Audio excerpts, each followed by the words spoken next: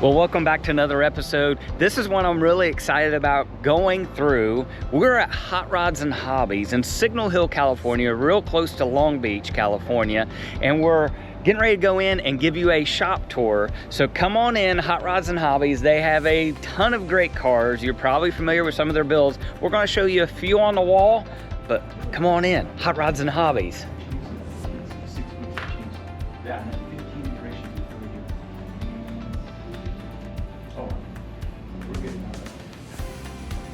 So we're here with Scott Banowski, right? Howdy. So Scott, how long have you guys actually been here in this building? How long have you been going with Hot Rods and Hobbies? Hot Rods and Hobbies has been 35 years now. We've been here just over 20. So yeah, we had several shops in Redondo Beach. Then we were at Gasoline Alley for a while, and I just kept expanding shops over there. And it was getting to be a pain in the butt to have 7 buildings. So we moved over here and became one shop under one roof and made it a lot easier. So how many cars are you guys working on right now? There's probably 20 cars out there. 20 cars? Yeah. Awesome. Then we have a couple that are upholstery shops, other places in the Southland. So yeah, we got some stuff going on. That's awesome. Yeah. Well, you can kind of peek through the door. We're going to show you a ton of great cars here. There's one that we can't show. It's top secret, but we're going to show you everything else. So let's go on inside. Body shop is full cross flow, graded floors, so typical body shop stuff. The dust doesn't travel into the rest of the shop. Floors are clean out there. It's a huge area. Yeah, so this is the sanding room. So in here now we have a 62 Bug getting a restoration. It's a 65 Dodge W300, gonna be a big, tall, dually, 38-inch tall tires. It's going to a ranch one of my customers has. This is for Jimmy Shine, one of his customers, a chopped 56 Ford F100.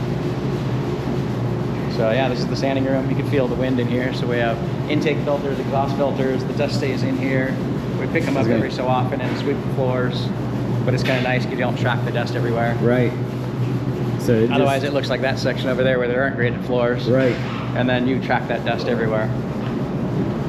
That's a heck of a setup. It's pretty cool, right? Very cool. Because I mean, it's and then huge. This door is an anti-static door that we can roll up, and that's how the cars come in and out. Okay. Big parts come through the big door here. Yeah. Do you have a color picked out for that? Yeah, this one's going black. Okay.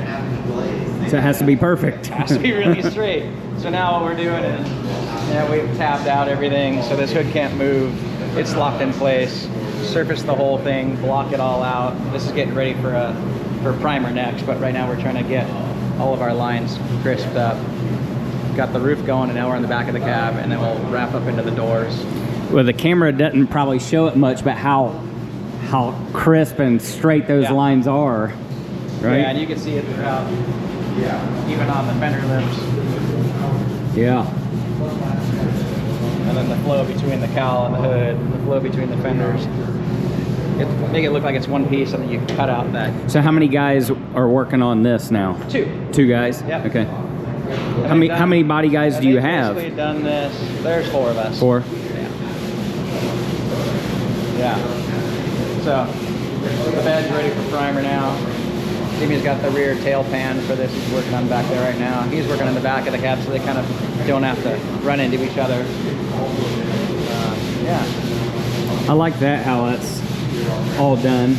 Yeah, so basically if this hood doesn't sit where you want it, you're trying to push with a block. Right. You're going to get panel movement. Right. You're not going to get it straight. Right. So if you get it to sit still while you're blocking, so is you it can just mate this, tacked? it doesn't keep, is it tacked in there or what? That's just filler. Filler. Spread in there. Okay. We call it tabbing. Okay.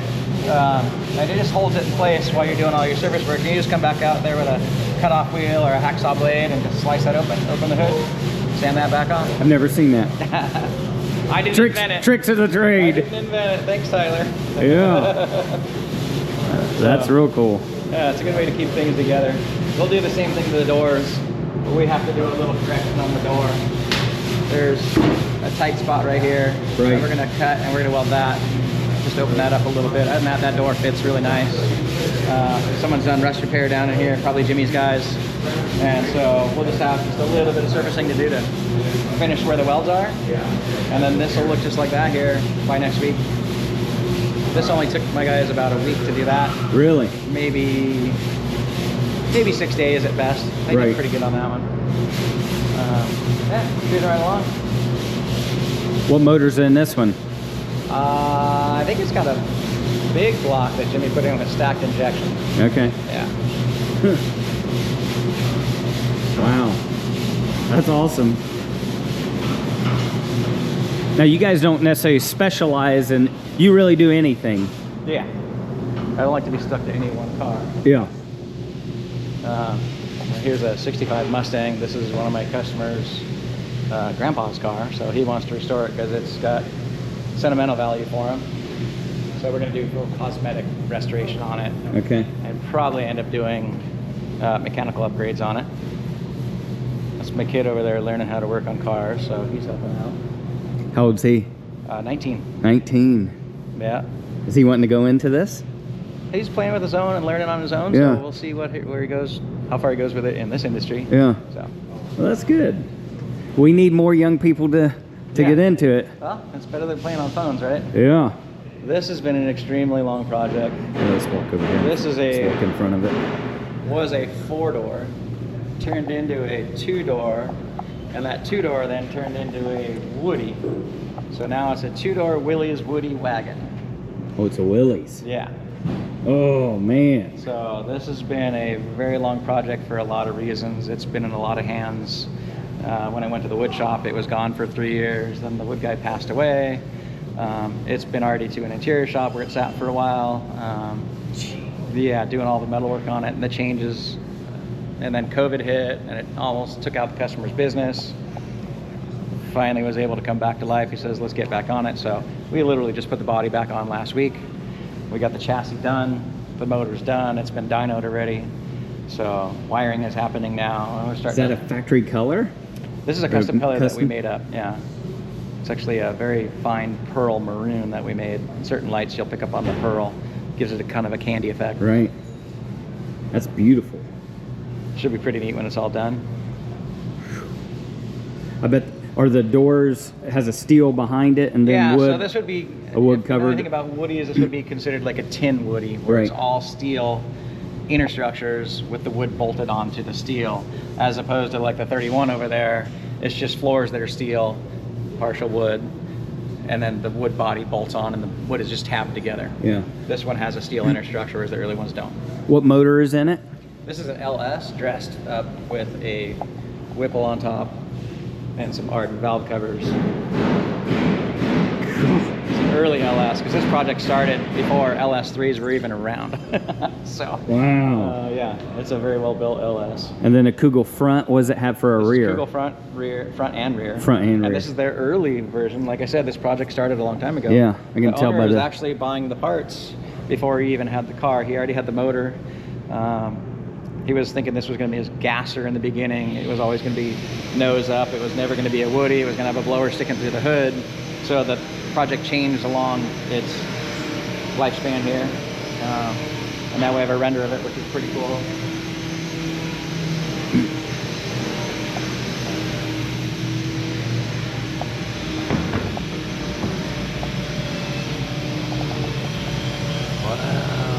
Aside from the color and the taillights, this is pretty much what we're stuck with.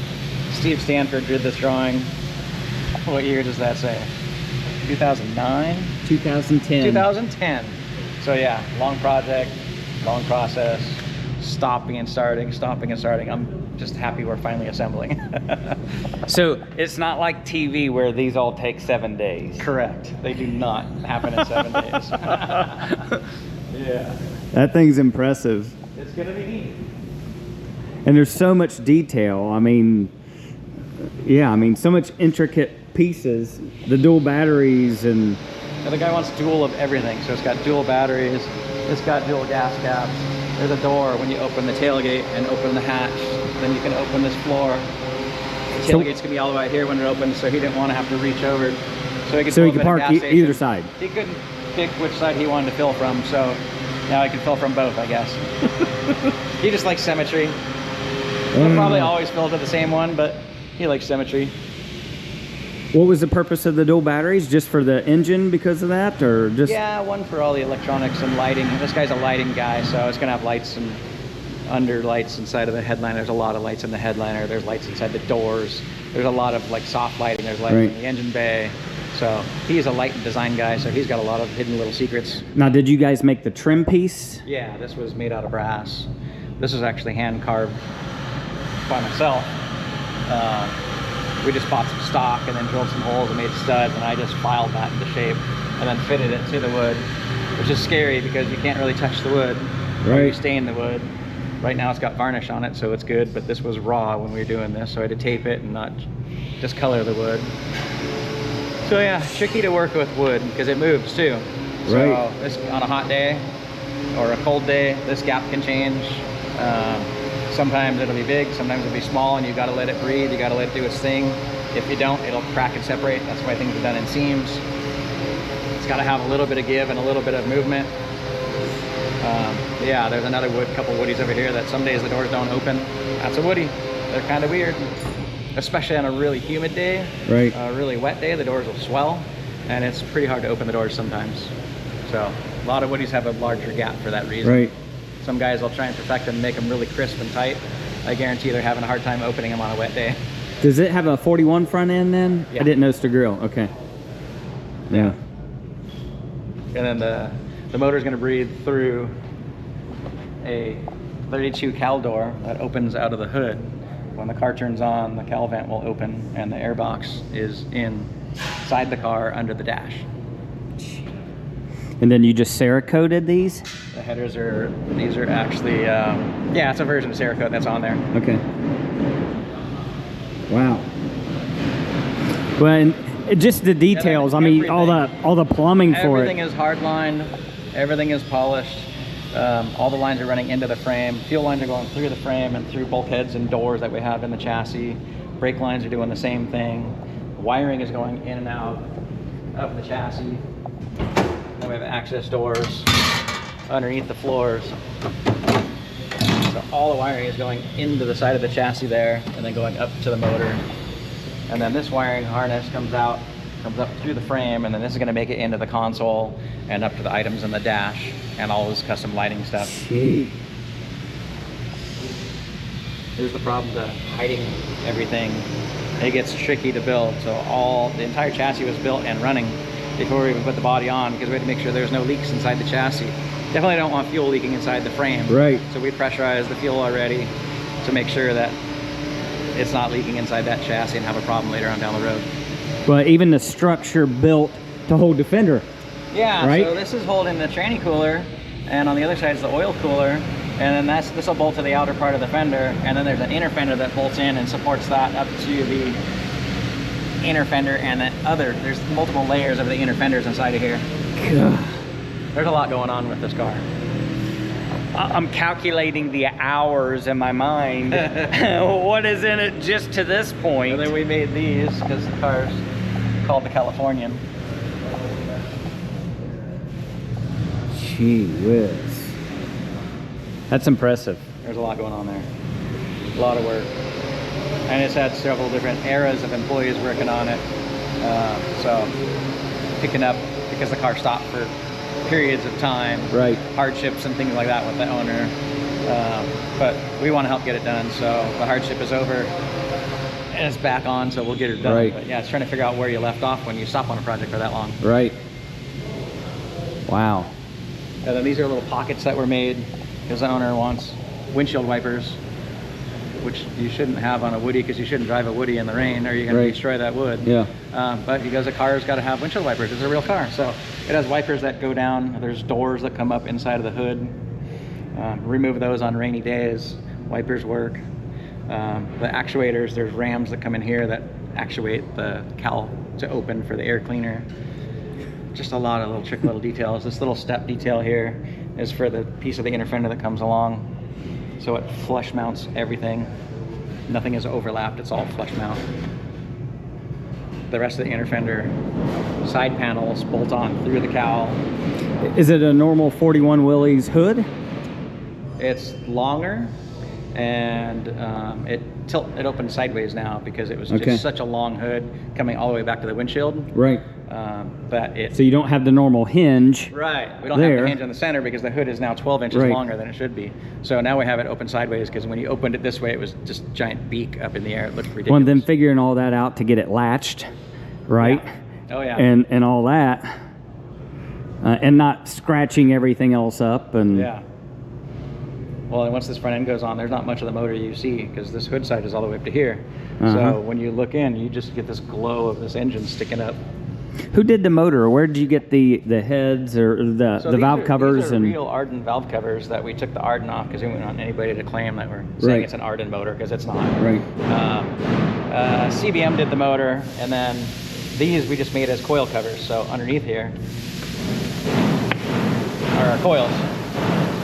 So basically, why not hide the coils? They're still on the motor. Right. But LS motors are so damn ugly, this is a good way to dress it up. And it makes it really hard to tell that it's even an LS at that point. Yeah, especially once you have all the supercharger and everything on it, it's... gonna be pretty crazy. And then it's got, obviously, air conditioning and power steering and all the amenities that a normal, newer car would have. We have trans cooler fans. We have intercooler up in the front. We have the intercooler pump is down here. The intercooler on the bottom of the blower there, so this thing should be able to run and be a pretty happy motor with longevity.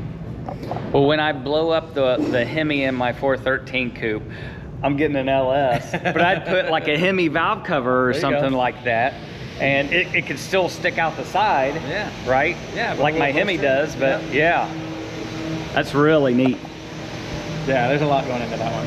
Now I've seen this car. If you could look underneath, the whole transmission's polished, the entire motor's polished. Oh gee. Oh my goodness. The tires, suspension is all common polished, drive shaft is polished.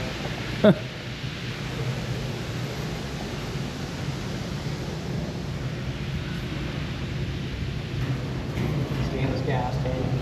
We got the 2-into-1 exhaust, the muffler back here hanging. And then we have 2 mufflers on the front and 1 back here to try and quiet this thing down so it's not obnoxious. It's gonna be droning to begin with if you don't try and quiet it down, being that it's a wagon. Because it makes like a speaker box inside these things. Right.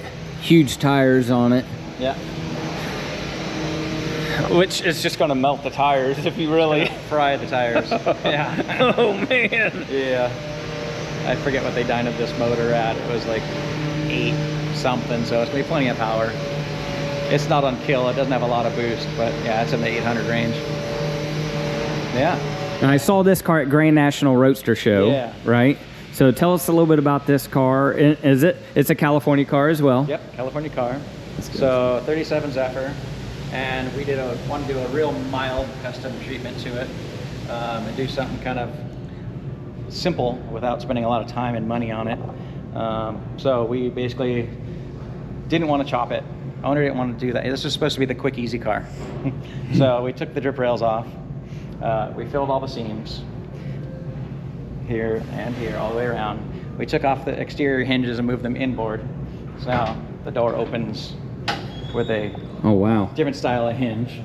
Kept the stock latches, stock dash, running the stock seat, the motor and trans. The motor is the original motor for the car, but I'll show you, we've done a bunch of stuff to make it hot rod up a little bit. The transmission is a C4 hooked up to a gear vendor's overdrive unit. So now we have overdrive that hopefully on the freeway, you can cruise this thing without that motor screaming down the highway and have a nice, comfortable driving car. It sits low because it's on hydro shocks, so we can lift and lower it to get it up and over things. We chop the windshield to line it up to the side windows. The windshield is normally up here, so we just chopped the windshield opening. The running board lines, we changed the parting seams. The parting seam used to be in here. We moved it back there, and we changed the parting seam in the back, which used to be up higher, and then made all this custom trim. The parting seams just made the car look a lot longer than it is by changing those lines. The trim is crazy on it, because it all curves with the body and the running boards. Yeah, that's a pretty cool piece. And then it runs all the way across the back. And then back here, there's no split. But there's a split at the front, so the skirt still comes off. But this piece of trim is helping hold the rear of the skirt from fluttering at all. Right. When just again, your gaps are just amazing. This is how we did the gaps that on Jimmy's truck in there, where This was tapped over and then filled and blocked, and sanded, did what we had to do while it was all together, and then cut the tabs out. Same thing with the doors. Yeah, I mean, just the perfection through all the gaps to the body and the fenders and just everywhere is... That's how I like to do it. It's amazing. Yeah. And then here we took the bumpers and we pushed them in, and then we cut them in half, and we took some of the V out of them and some of the curve out of them, narrowed them 6 inches, and they moved in, I think 4 inches is what we did, which just kind of tightened things up. Normally they stick out pretty far out here. Right. Yeah, stock taillights, stock handle. We peaked that seam pretty good up at the back and gave that little mohawk a little detail. Works really good with that green paint. Now, are you guys redoing the interior in it? Yeah, so we're in line for the interior shop now. Hopefully next month-ish, we should get to the interior shop. We already have all the materials picked out. Eric Black designed this car, and Eric's doing some interior touch-up drawings right now. By the time we get to the interior, we should be good to go. Front, same thing. We pushed the bumper in, narrowed the bumper. Just did a lot of gapping and correction up here in the front. Hood still opens like a normal Zephyr hood would, but we detailed the heck out of the engine bay. Did a little Italian flare in here, did a hood pad. Those are the original horns. That is the original motor that came out of the car, with aftermarket Austin heads, intake. Did the 3 Strombergs on it. Did all nice hard lines for all the fuel lines. Do you guys have any places? Air conditioning. Okay. Will you guys take this to other places then, or what's the goal for the car? Yeah, this is going to be this guy's weekend cruiser type car, but once we get the interior done in it, then we'll go take it out and we'll show it around and drive it around. Mm-hmm. Luckily for me, being the owner, I'm the test drive pilot for all these cars, which is both good and bad. I get to have fun and drive them for a while, but I also have all the breakdowns and all the oh shit moments. Yeah, yeah. Because they all fail. They all have something that does not want to work right. Even if it's all new parts, something. It doesn't matter. Something always goes. How many miles do you guys try to put on a car before you hand it back over to the customer? 500. Okay. Yeah. So by then you're down to maintenance, hopefully. Right. You've figured out the bugs. Some of them have big bugs, some have little. That little green one we did for Khalil, it was fighting us on suspension stuff, getting it to just ride right. It was fighting us on brakes to get it to stop well. Everything else has been killer on that car. So I know some people, when you're having cars built, I know at other shops, there's always someone, a customer, that maybe it's their first build, right? My car's done. I want it, right? Give it to me. I want to drive it. And then they complain that something messed up, right? So allow guys like this to drive the car to really get the miles, because then it's going to be much more of a pleasurable experience. Yeah. When you get it, and you're not going to have an issue. Yeah, right? You don't want to break down to you not knowing how to do it, because most of the guys that own these cars are not the wrenches. They don't know enough about what to fix or how to work on it. So, yeah, if we can shake it down for them, we just tell them how everything works, and here's AAA, give me a call when you have a problem. Or if they live local, I'll go to their house and try and see what the problem is. When there's a lot of guys that don't even know how to clean a car. Yeah, and that's another thing, teach them how to take care of it. Yeah. I mean, this paint what rags to use. Imagine, it's just perfect. So you need to be able to maintain it, and you don't just pick up a towel or a t-shirt and start wiping on it without taking all that shine right off of there. Right. And I've seen it where guys just come up and they start wiping it, or they start picking at it with their hands, and they got rings on. Right. And they scratch. I'm like, what are you doing? So got to teach them a little bit. Right. Or you get it back in here for maintenance. Some of these cars come back in once every 6 months or once a year for another paint correction, a little more ceramic coating or something like that. So we'll help maintain them too. I think every shop needs to hand, when you get the build done, you need to hand them a detail bag. I do. Do you? Yeah. Every shop needs to do that, right? Here's your supplies, right? Yep. Here's the rags that you use. Yeah, I use seamless rags, so they have no stitching on them. Yep. No tags. Yep. None of that Costco stuff. Yep. So Costco rags are great for everything else. Right. But you got to know how to use those if you're going to use them. Yeah. That car's perfection. That car's beautiful. I saw it at Grand National, and I took some pictures. We posted on Instagram and stuff. But when you really get the full tour, and people like me, I know what this is, but I don't know all the details until you go over it. When you really start seeing the amount of work in it, it is artwork. Yeah. I mean, it's amazing. And then, so this has Kugel independent front narrowed. So it has independent suspension. In the back, we did a 4-link setup. And then with the hydro shocks, so this should be a really nice driving car. I wanted to run the original artillery style wheels that came on the car, but it's wide 5. I didn't want to put an adapter on here, so we had Curtis made those wheels for us, so they look like a steel wheel that was on there with a polished rim, or a polished edge, or a chromed edge. That's an aluminum wheel? That's an aluminum wheel, yeah. Really? And then with the hubcap stuck on the top of it. And those are the hubcaps that were on this car, because this was a custom that was running around in the Southland prior to this guy buying it. So that was a little piece I wanted to respect the guy that used to own the car and keep his hubcaps on it. Looks like an original wheel to me, but you get tricked. So is Mike Curtis that did it, or who? Yeah, Mike Curtis did those wheels for us. And then Thomas Kearney did the trim all down the side. These are original to the car, just re-chromed. That's original. This trim is original. That's the original glass. Do you guys have a specific chrome shop that you use? Lately we've been using Ogden Chrome. Okay, out of Utah? Out of Utah, yeah. They've been doing a really nice job. Their turnaround for us has been pretty well, but we keep them busy. Yeah. So that might be part of the piece of the puzzle. We send them a lot of work.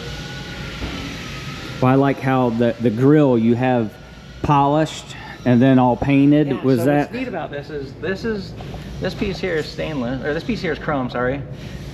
These are stainless, and these are inserts that go snap over the edges of the steel grill, and those are factory. This piece was broken, so we had Kearney make this. We scanned the front of this and sent him what we had of the original, and Kearney made this out of brass. And then we fitted it to the car, put studs behind it, so it looks like it's the original piece, because it's mimicking the original piece, because you just can't get one. Well, when I came here today, I didn't know we were going to see the level or the quality. I knew they did good stuff, but until you show up at a shop like this, you don't realize the quality that these guys do until you really see it in person and really start going over it. I mean, this is really crazy.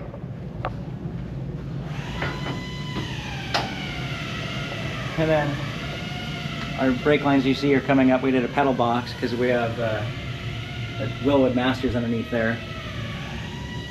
And the brake lines are going up and going to the reservoirs that are on the firewall. Gee. In the back of the car is all the stuff for the hydro shocks. And we still maintain the package tray, and the battery's back there. Air conditioning is in the back. Are these original style seats? This is the original seat, all re-chromed and reworked. All the tracks are working, all the guides are working. Gee whiz. Yeah, air conditioning will blow over the top. It's like a pearl. Yeah, pearl white, alabaster. Yeah, steering wheel, Chris did those, and then the gauges we had done by Shannon at Redline. And just all the white knobs to match. So those are all resin cast to go along with the steering wheel and the shifter knob, all with that alabaster. And then chromed all other windshield, all the window frames and windshield frames, the rear window frames. Had to chop that one, so wouldn't change anything about the dash. When even the work inside the door jambs, when you notice all this, how smooth it is, how crisp and clean, yeah. So there's a ton of hours just in the door jambs on this car.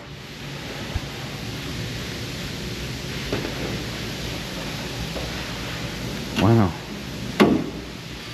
And then the trunk is just huge. These are the rollers for, there's a spare tire rack that goes in here that folds out of the car and kind of introduces the tire to you, so to say, and then you take the tire out, put it on.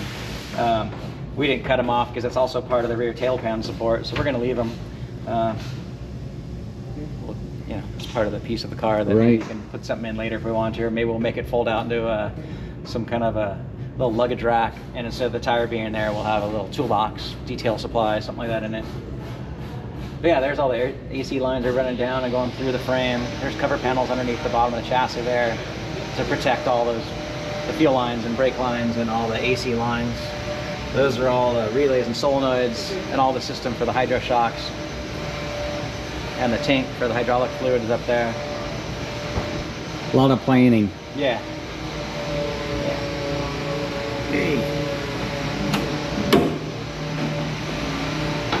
Wow. And then we made a little sheet metal cover for the back of the plate. Just another little added detail. Now, will this guy drive this car? Yes. Good.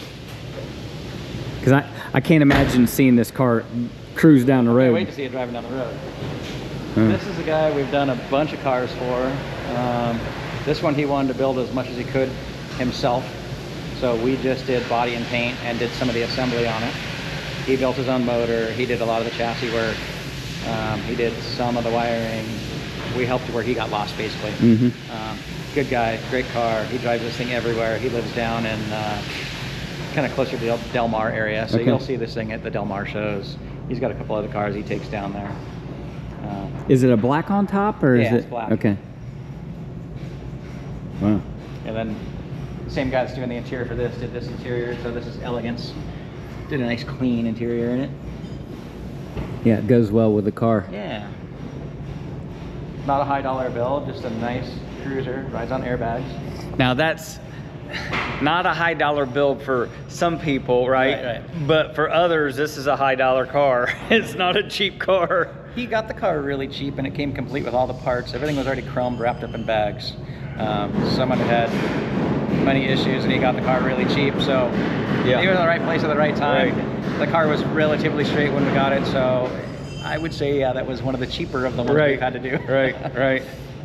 And then this Woody was one of my customers' grandpa's cars. I get that a lot, where we get a lot of sentimental cars come in. This is now going to his son.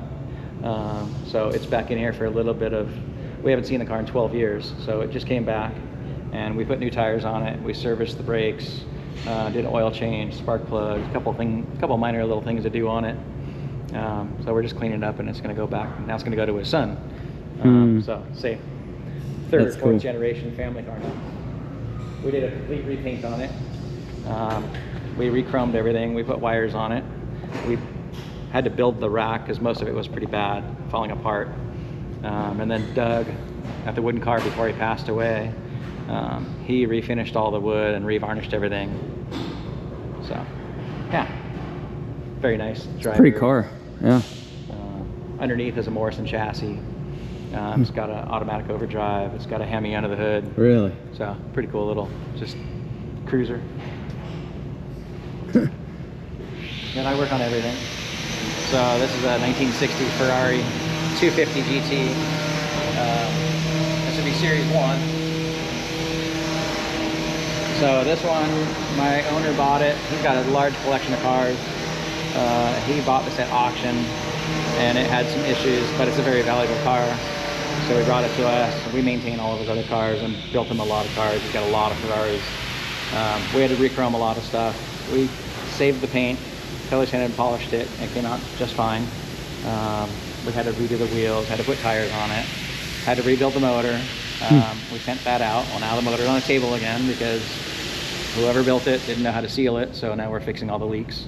So that's why it's in here now, is because the brand new motor is peeing all over this customer's floor. To get the motor out of this car is a chore, because you have to take out the entire interior, get down to the floors so you can part the transmission out, and the transmission comes out through the interior. That's the tranny mount on top. But yes, the whole interior comes out, the trans tunnel comes out, all the carpets, all this, everything comes out, obviously. Pull the tranny out, and then the motor's freestanding by itself, then you pull the motor out of the top. Wow. So this is a very proper restored car. It has all the right hardware, all the right nuts and bolts and screws and colorings. This is a concourse car. So yeah, and here we are with the motor on the table. And it's a very nice brand new restored motor, but it just had leaks. So we're gonna reseal everything. And you can't do it in the car.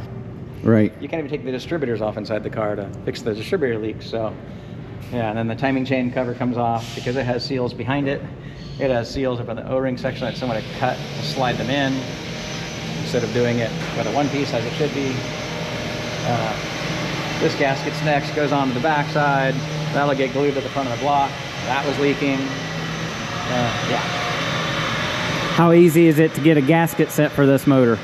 It's Surprisingly, that was probably the easiest piece of the puzzle. Really? Yeah, that comes from the UK.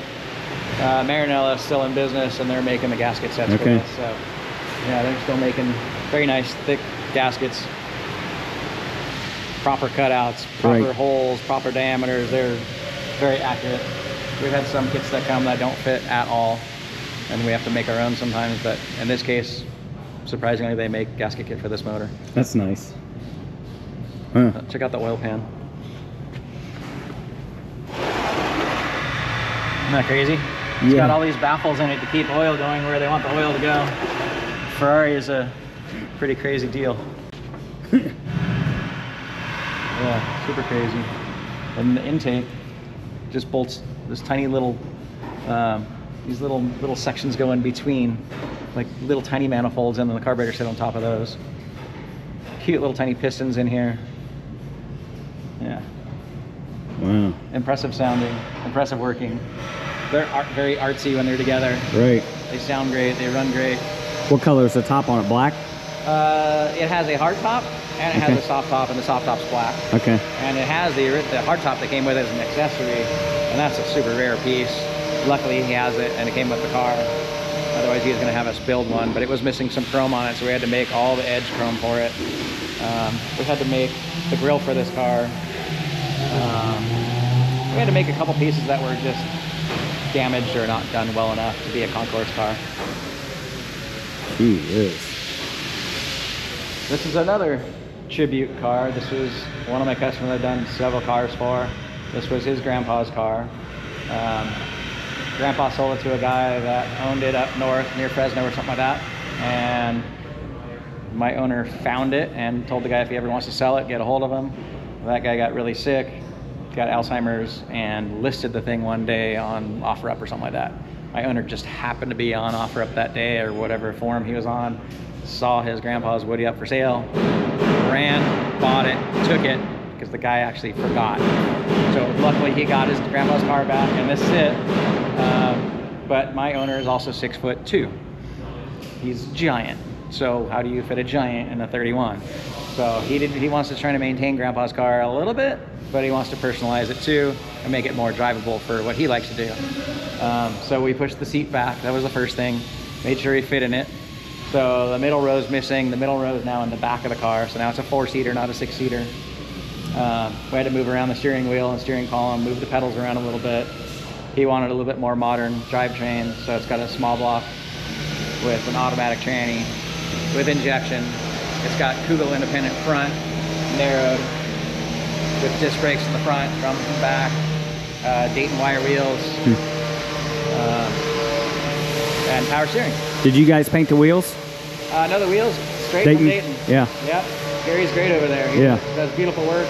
His finish work is amazing. Yep. I got a set of Dayton's for my rock knee, and they painted them and everything. And yeah, they're beautiful. So Dayton wire wheels probably 15 minutes for me. Oh, good. Yeah. Yeah. So yeah, he's awesome. When I called, I said I needed these. He was like, no problem. I'm sending them. I'm having them for my pickup over here. Right. He's gonna make me a set for my pickup too. Right. So yeah.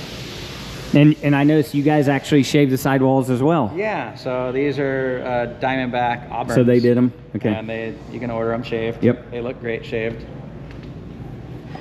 In Ohio, we shave all of our sidewalls in Ohio. This is the wood that was on the car that his grandpa had done, and we haven't touched it. It's that nice. The roof, we didn't do anything with the roof or the drip rail. We're gonna leave that as is. But you guys painted it, repainted it? We did repaint all of the fenders because they all had chips and scratches and it wasn't that great. We did change the dash. We had to put a steer clear in it, a version of it, to make room for his feet because he's like size 14 foot. So making room for steering to go through and his feet to fit in there, challenging on a big guy. Yeah. Wow. In the rear seats behind it, we've done fuel batteries that'll sit under the seat. Gas fillers in here. We did a gas tank under the back. Kind of looks like almost like a roll pan sitting under there. Big dual exhaust. Should be a nice, really nice three-port cruiser if that's what he wants it for. Is this a little magnetic charging port for him to do his little battery tender? This will bolt to the back of the back side of the seat, Right. cover the batteries, so no one in there touching the batteries and getting shot. Is this a California car then? Yeah. Are most of your clients from California in Not this all, area? Not all, Okay. but there's quite a few that are from here, yeah. And he'll drive it. He will. That's one of the things being out here. Everyone in California drives their stuff. Now, you guys have better weather. Yeah. We don't have the crappy weather, but we do have some pretty crappy roads. Yeah, but you'll see, and I'm sure some of these, maybe a faraway show, they would be trailered and stuff, but everybody out here uses their stuff and Yeah. drives it, and which is really cool. This one is customer started this project himself to build at home. He bought a roadster shop chassis. He got a pro stock motor from one of my race boat friends. He had the body started at another shop, placed onto this chassis, got it in primer, took it to a header shop, and they built the headers and exhaust for it. So he was getting pretty far in the build, and he got to where he needed some help in the body and paint department. So we did all the body and paint, finished the metal work on it, got the front end fitting, got the hood fitting, fitted the bumpers, modified the front bumper. We did a couple minor tweaks on the body and then did all the body and paint. The owner, when the body came off of that chassis after we were done doing our gapping and all that, the owner took the chassis home. He did all the powder coating, all the assembly. After we had helped him fabricate everything, he wanted to have a big piece of the puzzle. But for him right now, he has more money than time.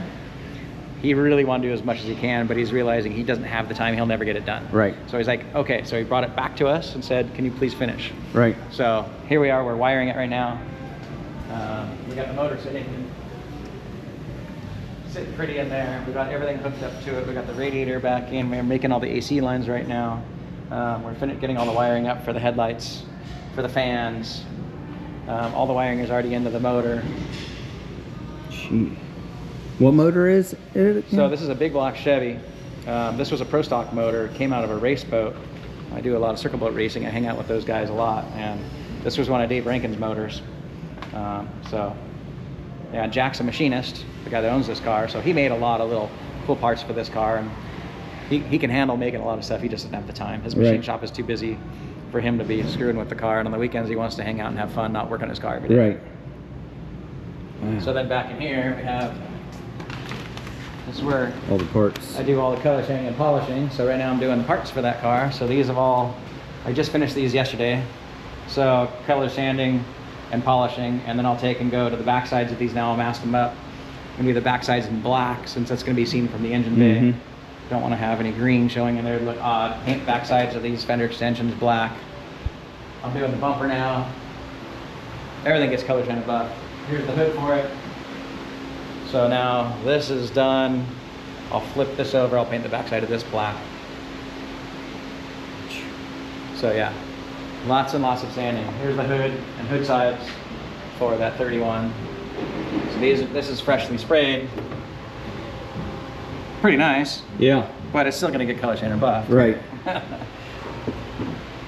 And then here, since this is driver, I'm not gonna spend the time color sanding and buffing every one of these louvers. So I just did a nice gun finish on it. Because for me to color sand and buff all of those louvers, it would probably take, I'd probably take a week or two. I mean, just every single one of those very carefully sanding and polishing from 600 grit all the way through 5,000 grit, and then compound and polish. It would take so much time. The hood side's not worth that for this customer. And standing on the side, you really... Yeah, it's not gonna be, it looks fine. It looks clean. But that next level, if you want to color sand and buff those, they can be done, but you're going to be there for a long time. Right. And on black. And you can't run a buffer in there, so that's going to be all hand polishing. Right.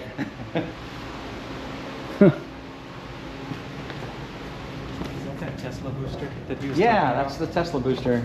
So we've been running those on a lot of our cars now. We've probably installed 8 of them, I think, now at this point.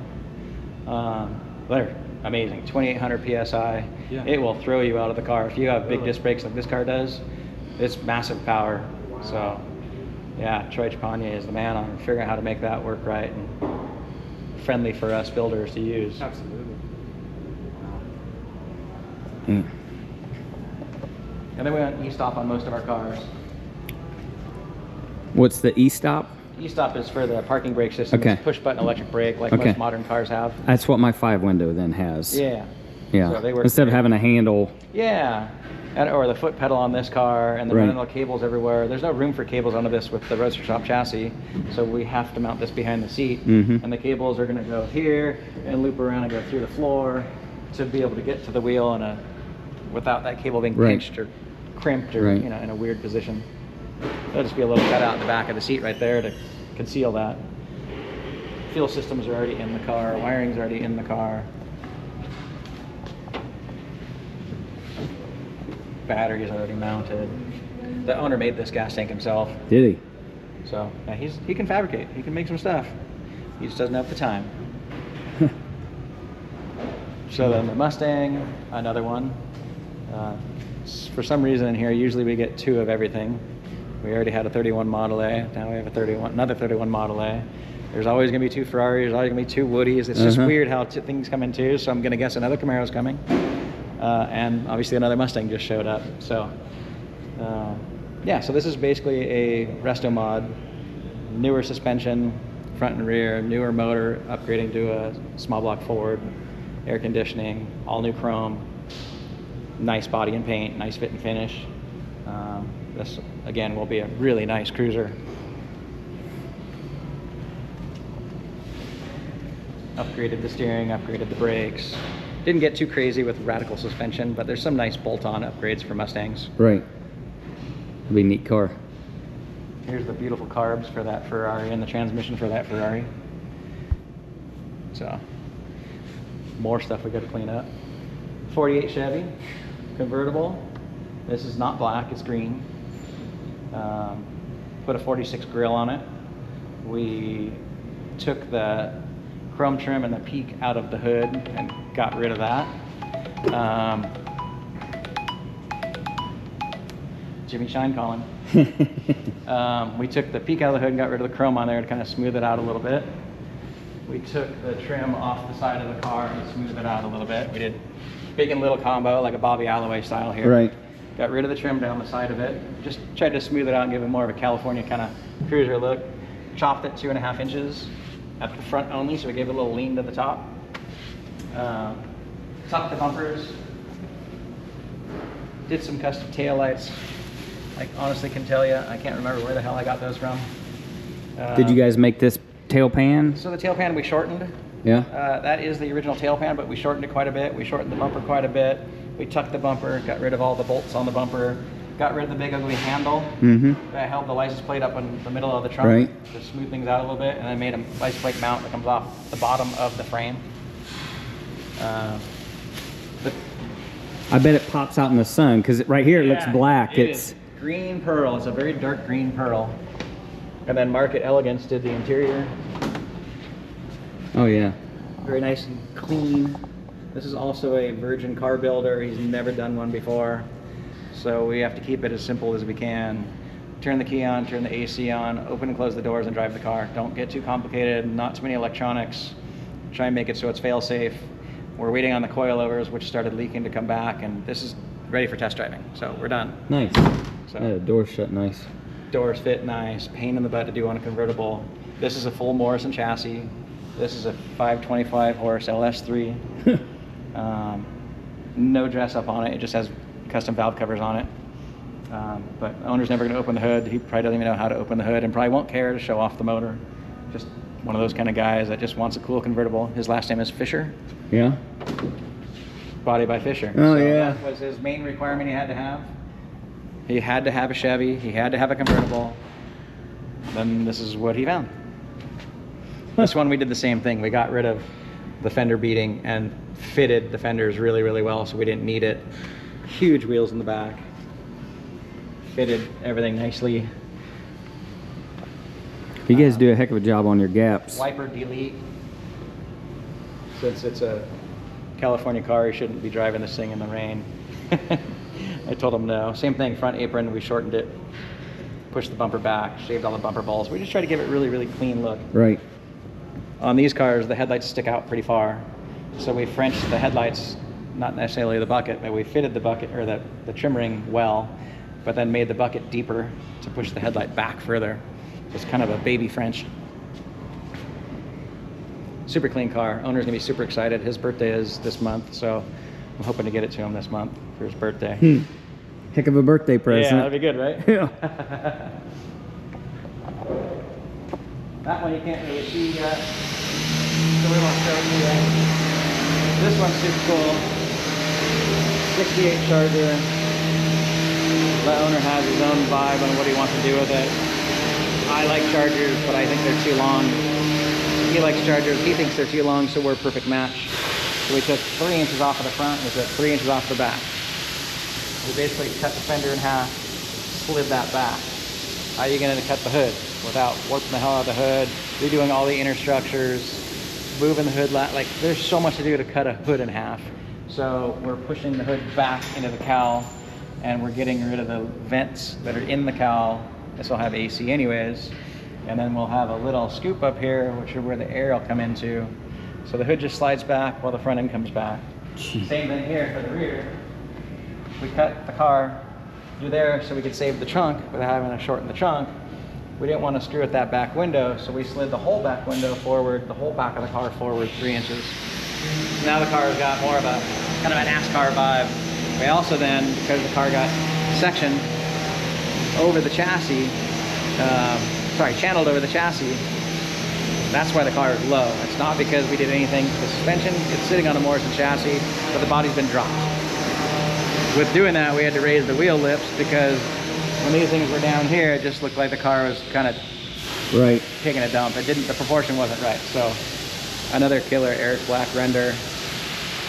So now what we're doing is we're in the process of, we've widened and made the tubs.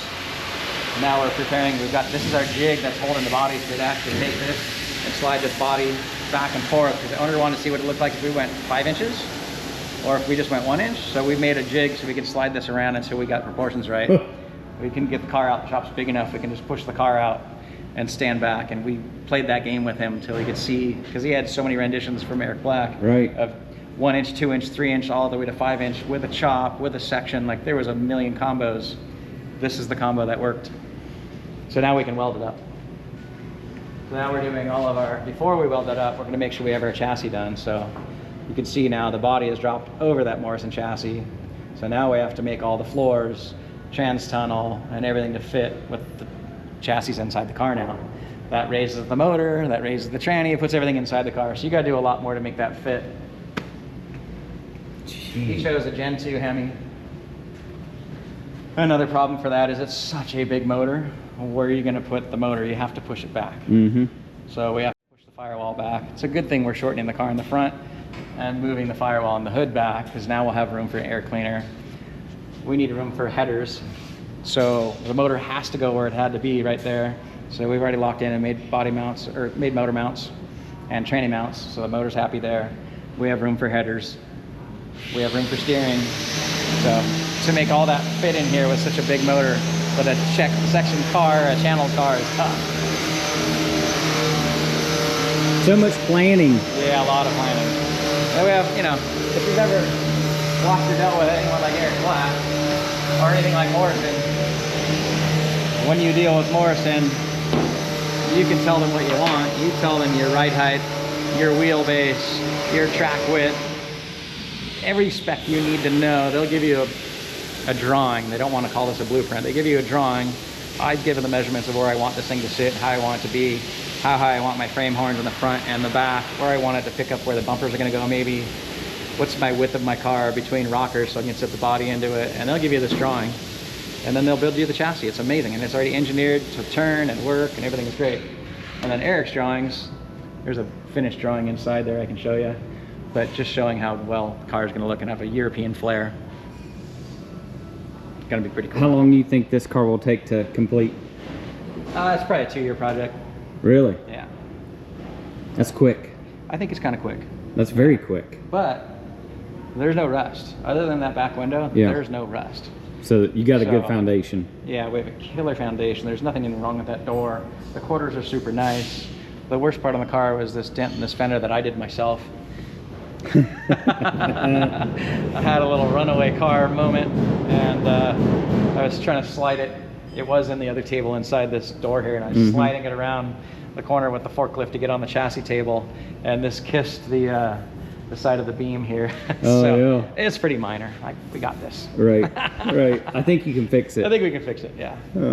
But I'll admit it, if I screw something up, whatever. I Yeah. told the customer I crashed his car, he's like, what? Yeah, I do a pull in my shop. So in here we have this is the Nomad project. This is pretty radical.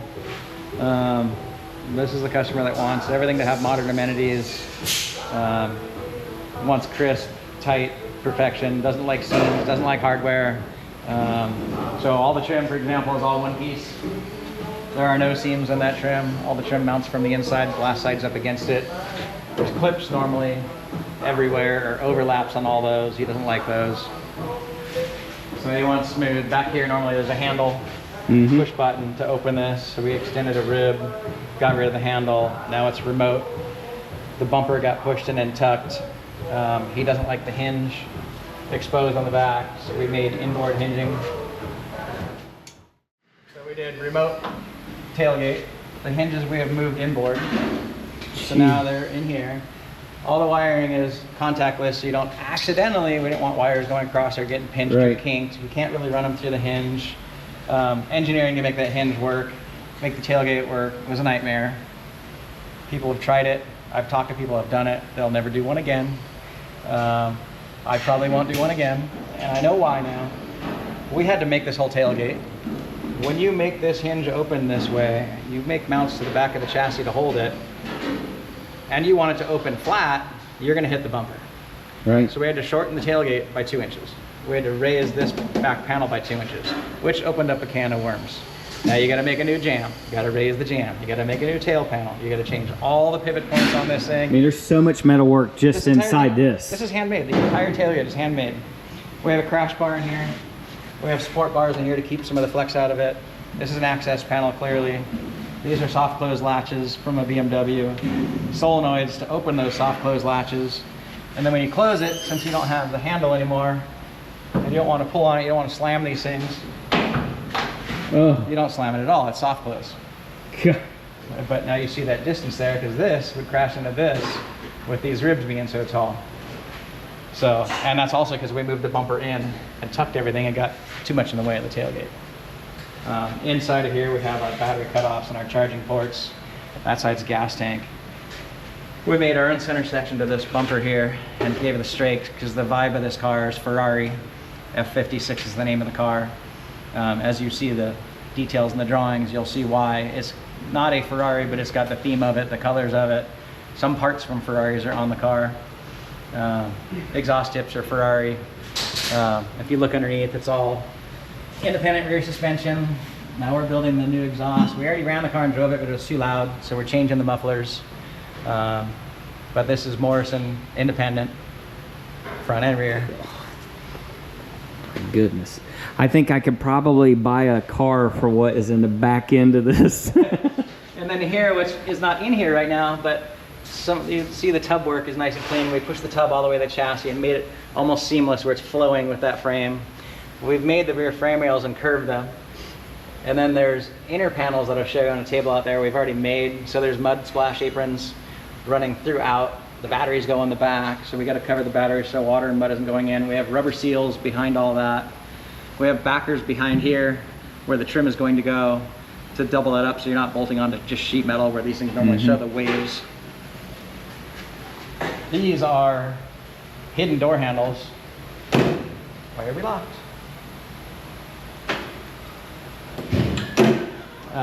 Again, owner wanted modern everything, so he's got puddle lights with F56 on it. This is modern Mercedes door rubber moved to the inside of the door, so it seals to the inside next to the door panel.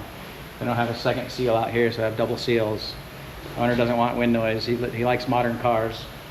All the jams are handmade. The door jams are handmade. The whole inside of the door is handmade. The doors are made because to get the soft close latches in and get the windows where we wanted them, we had to move the jams back 3/8 of an inch. So, but now we have same thing, soft close latches. You don't have to slam that door. The chrome will go right over the top of that door handle and become the paint division line. So you basically just push on the chrome and the handle will be kind of hidden, but I don't like shaved door handles, so we Can have you to show do that door closing again? I want to show that close.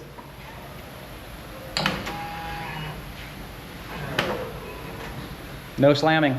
And then to top that off, there's a micro switch in here. When this window is up, there's a piece of trim that's coming from the machine shop right now that sits down at this height and mimics this piece. The window rolls into that for a positive wind seal. When you open that, the window drops 4 inches. Open the door, close it, it rolls back up into it like a modern car does. Inside the car, all of our electronics are already in. The interior has mostly been made already over at DJ Designs. The dash has already been made. That is tilt and telescopic Ferrari 55. The gauges are mimicking a Ferrari, but we've changed some of the writings and wordings on it. All the buttons on the steering wheel work. All of them CAN bus systems. The AC vents that go on here are all Ferrari. There's a lot of carbon parts inside this car for the dash, the AC vents, some of the headliner pieces. There's a lot going on with this interior. It is ultra modern. There's a little baby piece of the console that goes in. Computers are hiding in certain places where we can gain access to them. AC, ECUs, all the controls and wiring are already in the car. A modern version mirror. This gives you a taste of what the trim is now going to look like because we got rid of the vent window. Same thing's going to happen on the front. It's all going to be one-piece trim. There will be no seams, no gaps. It'll be just like that quarter window. Sure. This is 56. Normally 56 has that piece of chrome that comes off and has that dog leg. So we did our own corners to make it more like 55. Flipped the bumper. Made our own entire grille. Seamless. So when the hood opens, the chrome doesn't go with the hood. The chrome stays. And when the hood closes, it goes behind the chrome. No bird. We changed the peak of the hood. We changed the peak of the grille. Normally on the 56s, this has a joggle in it, a step. So we've straightened that out. We're able to peak it, which gives us the ability to get this grille to kind of roll a little bit more. Change the girth on this, and here, no screws, no screws, no screws showing. Everything is from behind through access panels. Engine is to mimic Ferrari with the dual intakes, the red wrinkle finish, the F56. This is 355 Ferrari water tank, carbon intake, carbon hood pad. We made the entire inside of the hood from scratch twice now. That's the story for another day. And then this carbon hood pad for a little insert, and we'll have heat insulation behind it to help cut down noise and heat. The inner fenders are super smooth and clean, kind of rolling off of this pattern here. You can see the coil packs have been taken off of the motor, and they're still near the motor, but they've been pushed off into the inner fenders, and there's more covers. There's another one with Troy's battery setups, or brake setups. Yeah, so all stainless exhaust. Here we took steel, Kearney made these, and Kearney made the grill at Leading Edge Demand. This is a piece of steel that we scanned the headlight door that you would normally screw on and screw off, because it had 3 screws in it. And I don't want to see that, and there was a gap around it. So we had a machine us a steel one, we put it in the headlight, in the fender, and then welded that in, and now the headlight loads from behind. Wow. So from underneath the car, there's a million cover panels. All these inner fenders that have been made, I'll show you the ones that are already painted that conceal and cover everything underneath the car. So intricate. Yeah. And then if you look in there, you'll see a trans cooler. Here on the other side, there's a motor cooler. Here you see we made a cage system that supports the radiator, and the whole core support is now part of a cage that ties to the chassis, more solid mounted. There's a front kind of a roll pan, body pan. We've changed the way the fenders bolt on into that pocketed fender bolt with 2 bolts instead of the 1 with the shims. Done enough of these Tri-5s to know where their fail points are. I'm trying to make it a little bit better. All of our wiring and water lines are all running through the valley of the motor and through a bulkhead that's behind the motor. You simply just take off the intake, unplug it, pull the motor, so everything's serviceable. Now, will this car be built to compete for anything specific, or? This car is going to go up and compete. Its first show will be Slonaker. Okay. Be a pretty neat piece. It's got my vote. That'd be hard to compete very radical with. when it gets all done and painted. I'll show you some of the painted parts. Yeah. There's a better picture of the Charger. So you can see here the overhangs have been taken off. And then the wheel lips have been moved up. You can see how much the back window, the whole back of the car slid forward. Gee. And this is your engine bay vibe. Oh yeah. And then we have some screens in here to let a little bit more heat out. And the air cleaner breathes, there's an air cleaner underneath there. The air comes in through the grill and gets forced right in through the air cleaner into the motor. So we have nice cold air coming in. Very modern interior. It's gonna have that Ferrari vibe without calling it a Ferrari. But yes, it does have some Ferrari parts on it. That car's crazy. And then this is a Roadrunner. This one's been, same thing, this is a full independent Morrison chassis. This has been body dropped as well over the top of the chassis. And then we also are now pocketing the floors to get the seat down a little bit further down in. Right. So this one's getting work done on the floors right now. How many guys did you say you had working for you? Not enough. Not Because enough. I don't know how you have accomplished all that you have with this many at this stage. And we just shipped a bunch of cars, so we're good. Well, when he's done with that one, which is going to go in the body shop next week, then he's going to jump on the Charger. There's a guy working on the wagon over there. We'll come back over to this one. Another guy finishes that car, jump on that. So everyone's kind of rotates because Right. some guys are doing mechanical stuff. Some guys are going to put the motor in while the sheet metal guy's working on that one. He'll be out of his way while he's putting the motor in here. Motor fit of this is supposed to be here next week, and that'll be our next step. We can't do the floors and trans tunnel, so we have that sitting in here. So sometimes we bounce around a little bit. Wow. This is the heavy hitter right now, and then Yeah. the Charger and the wagon over here that you're about to see are owned by the same guy.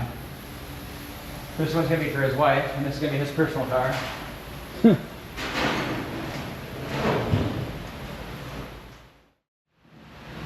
Got a little lathe and a little mill back here. So this is a 59 Plymouth Suburban two-door wagon. Same guy with the Charger, but he was gonna abandon this project, and his wife got wind of that. She goes, nope, that's mine, we're keeping it, so we're building it for her now. We're taking away some of the detail from the Eric Black render up there, simplifying the build just a little bit, but the thing had so much rust that we had to do both quarters, both rockers, the bottom of the fenders, all of the floors, the whole back of the tailgate, all the frame rail subsections, the rocker subsections, the body mount subsections, all of it was shot. Crazy part is it was bondoed perfectly top and bottom, so you couldn't tell how bad the car was until we sandblasted it, and then it just disappeared. So we're done with the rust repair finally, and now we're doing fit and finish. So now we got to get our door gaps right. We got to get room for our trim to fit here. For some reason, this was always pounding into the stock trim from the factory, so we're going to have to open this area up. The drip rail on the other side is really goofy, so we're going to change that. We're still going to do some front fender modifications. This is also on a Morrison chassis. This has a 2022 Challenger motor with a 6-speed, super reliable, crate style motor basically. So we can just get in, turn on the car, drive it. She's not gonna have to worry about anything, not think about anything. Turn on the AC, put on her music and drive. Nice. She doesn't need a complicated car. We're gonna build it simple so she can just drive it. Good brakes, good power, safe car. Yeah, this will be the family wagon. Grocery getter. There's the render of it up there. Oh yeah. Pretty cool. I don't know if it's still gonna go black. She might change that color now that's her car. I would try and talk her out of black only because it'd be easier for her to keep it clean Right. and maintain it and not Right. go black. But Right. if she's gonna be driving it every day, black's gonna be hard to take care of. And this is a big car. Yeah, absolutely. So look at the size of those quarter panels.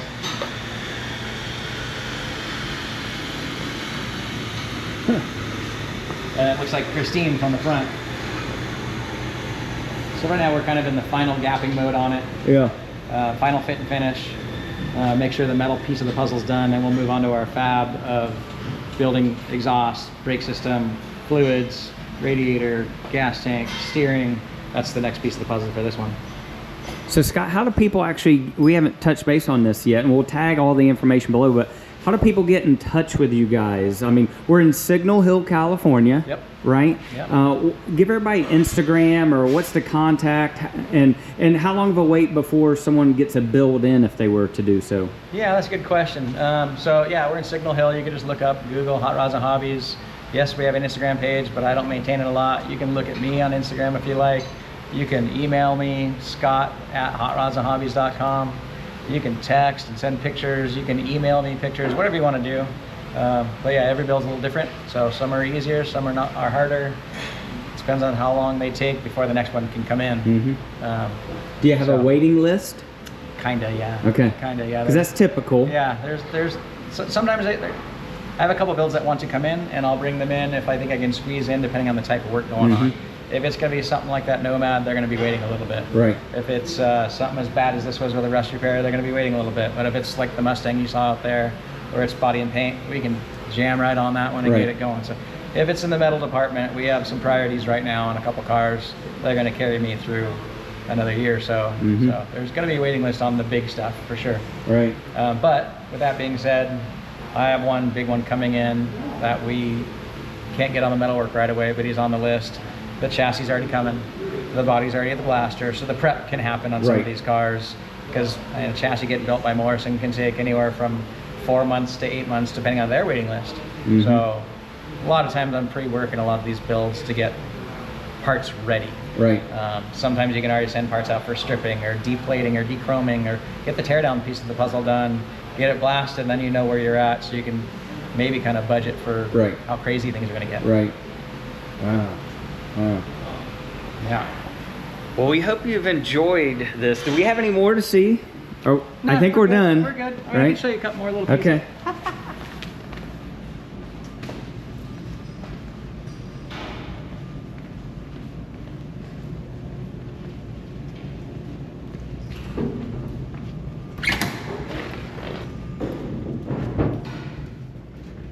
And me being a painter, you have to have a downdraft spray booth. So this is my second office. It's where we get to do all the painting. Here's the nose for the wheelies right now. So I sprayed this guy last week.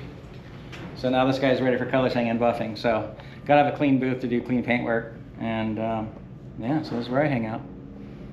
How long do you, after you paint, you wait, let it cure for a little bit? Yeah, I'll usually wait like 2 weeks before I start color sanding and buffing, unless I bake it a little bit, maybe if I can bake it. I don't really like baking, but this room's pretty warm. Right. This is always 10 degrees warmer in here on a warm day in this room. So this is sitting in here. It's curing pretty good right now. It's not even taking nail prints anymore, and I painted this about a week ago. Okay. So once it's not soft anymore, then I'll start color sanding. If I'm in a big hurry, maybe I'll put this out in the sun, or I can heat cycle the booth a little bit, not get too crazy with heat. But yeah, natural curing's better for the paint. If it's in a hurry, you cut and buff, you're going to rebuff. Right, right. Because it's going to die back a little bit. Huh. So yeah, maintaining the booth, taking care of filters, keeping this place clean is key for a nice paint job. And these are in next. I'm going to paint the back sides of those black to go on that Camaro over there. And then these are the parts I was telling you about. These are all the custom inner panels we made for the bottom of the Nomad. So like this one here is an inner fender bulkhead piece where the AC lines are coming through here. And then this will tie into another piece of the inner fender. And then there's the headlight covers that come in here. So a lot of these pieces are all intersecting and overlapping to meet up with another one. But all handmade pieces. These are all hand formed, handmade. Every one of these has been body worked, primed and blocked. All little dimple dies. The nut certs have already been welded on the back. These are standoffs where it mounts to the bottom of the chassis. All the edges are folded over, no raw edges. Yeah, so very, very nice pieces. So now I got to color sand and buff all of these. But this will be all the bottom pieces underneath that Nomad. And there's a lot of them. There's a whole lot of them. They're really cool. Oh, so will that car be done for next year? This year coming up. This year coming up. 6 months. So 2026. This is going to be the piece you'll see when you look underneath the car, under the radiator. So this covers the bottom of the radiator. And this is our lower little pan. So a lot of cool one-off detail pieces. Again, all with folded over edges, no raw edges. So it's got strength to it, it'll hold its shape. Yeah. And then you got the little Model A pickup. My own personal toy finally. Oh, is it? Yeah. You ever have time to work on it? Not really. I did get it blasted, and it's now on the chassis table, and we picked up some new fenders at the swap meet last weekend. Swap meet this weekend, there's another one coming up, so I'm gonna look for a couple more trinkets for it. I have most of the parts for it now, so now once I finish painting that bug in there, then this will be the next one to come into line. That's cool. Because the bug is for the wife. Oh, really? Yeah, so I gotta paint hers first. It's Yeah. ready for paint. She just can't pick a color. Yeah. Are you picking the color? No, she is. No, she is? She makes the colors, so she made the color for this. Oh, effort. really? Yeah. Yeah, she's really good at making colors. She just can't figure out what she wants for herself. That's the most difficult piece for me, is picking a color. Like for the 5 window, I know, you know, kind of the color, but I don't have the final. Yeah. And It's that's tough. the most nerve-wracking thing for me. Yeah. Wheels, tires, and color. Most Yeah. important piece of the car. Wow. And stance. Yeah. So yeah, that's pretty much what we got. Well, Scott, thank you so much. Yeah, no I mean, problem. this has been a pleasure. I mean, I had to stop filming for a minute because we went through a whole disc and we added on this as well. But this has been one of our best stops. Excellent. And I've filmed 8 episodes already. Nice. So just the quality of cars, Scott's generosity as well. We met in Nashville first time at Hot Rod of the Year. He had the green Model A that he was driving and killer burnout and everything like little that, stupid and going burnout. sideways.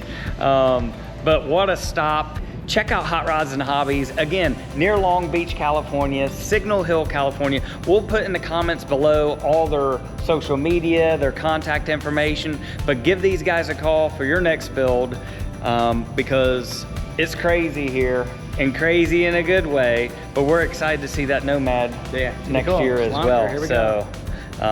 Until the next episode, check out OpposingCylinders.com. We have new listings. Consider joining us as a member. Road tours. We are going to be back in California again. We're going to try to do a road tour here next year, and jump in. check more shops out with Scott. Till then, we'll see you on the road.